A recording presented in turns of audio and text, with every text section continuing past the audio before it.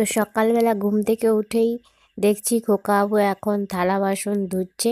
তো সকালের বাসি কাজ সারছে। তো তখন বাজে প্রায় 10টা। আমি ঘুম থেকে উঠেছি 8টা সাড়ে 8টার দিকে।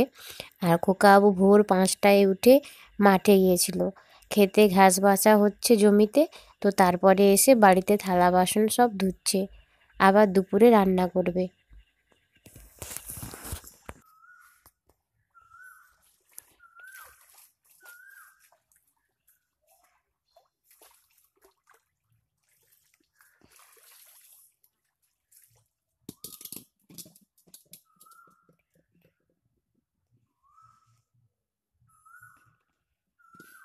আমিও হয়তো এত সুন্দর করে কড়া মাজতে পারি না, যা সুন্দর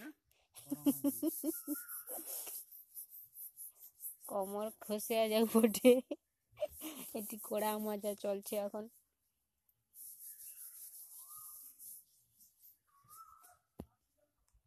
আরো একটা গামলা আছে, মশা খাবে। তো বন্ধুরা, আমি এখন উপরে বসে আছি।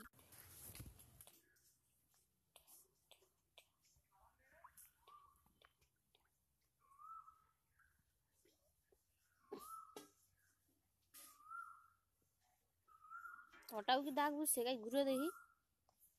দাগ কি ভাগ করে তার ফ্যানের দাগ। এই ভিতরটা দেখাও কি অবস্থা, চকচক করছে নাকি দেখি। চকচক চকচক করছে, চকচক। Hello guys, welcome back to my channel বন্ধু। তো আবার একটা নতুন ভিডিওতে সবাইকে স্বাগত জানাই। আমি মোটামুটি ভালোই আছি, তোমরা কেমন আছো জানাও। তো আমার জায়ের বাড়িতে নাড়ুগোপাল ঠাকুর আছে। গোপাল ঠাকুর এখন আমাদের বাড়িতে রেখে গেছে, তারা গেছে কুম্ভ মেলা। তো আমি ফুল তুলে এনেছি, দেখাই। তো এই দেখো, আমি ঠাকুরের জন্য গাঁদা ফুল আর তুলসী সব তুলে এনে রেখেছি। আর সকালে বাবা বাল্যভোগ দিয়েছে, আজকে দুপুরে ভোগ দেওয়া হবে, পরিকল্পনা চলছে। তো দেখতে থাকি পুরো।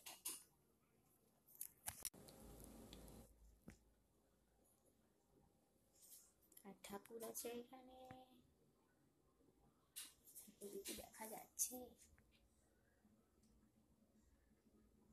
ঠাকুর এখন এখানে আছে।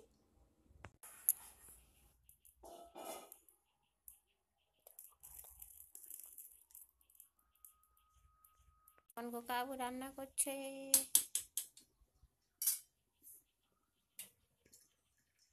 ওরকম করে ফ্যান করবে।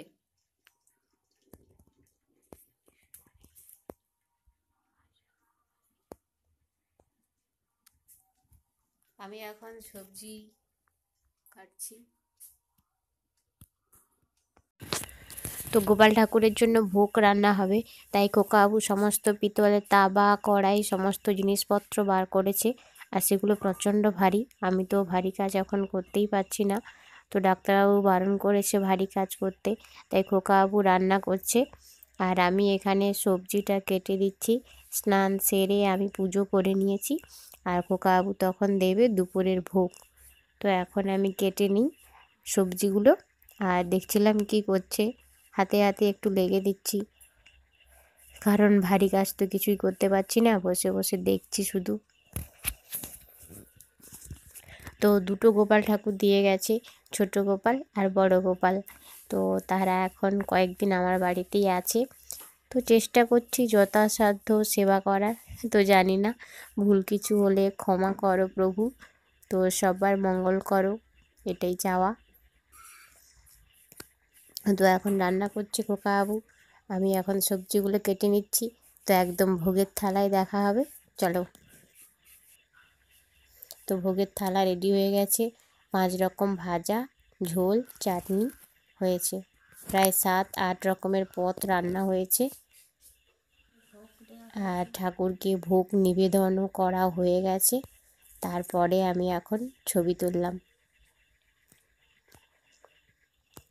তো যখন বাড়ির স্ত্রী বা মেয়েরা অসুস্থ থাকে, তো পুরুষরা যদি হাতে হাতে কাজ করে দেয়, তো সংসার সুখের হয়। না হলেই যে মানুষটা অসুস্থ, সে আরও অসুস্থ হয়ে পড়বে, তো অশান্তি বাড়বে। তো সবাই একে অপরকে সাহায্য করলে সুন্দর হয় জীবন। তো ভাগ্য করে স্বামী পেয়েছি যে আমাকে হাতে হাতে এখন সাহায্য করছে, আমার অসুস্থতায় পাশে আছে। তো এর চেয়ে আর বেশি কিছু চাই না। তো ঠাকুর সবাইকে ভালো রেখো, সুস্থ রেখো। আর কেমন লাগলো আজকে ভিডিওটা সবাই জানিও। তো আজ এটুকুই, দেখা হচ্ছে আবার একটা নতুন ভিডিওতে।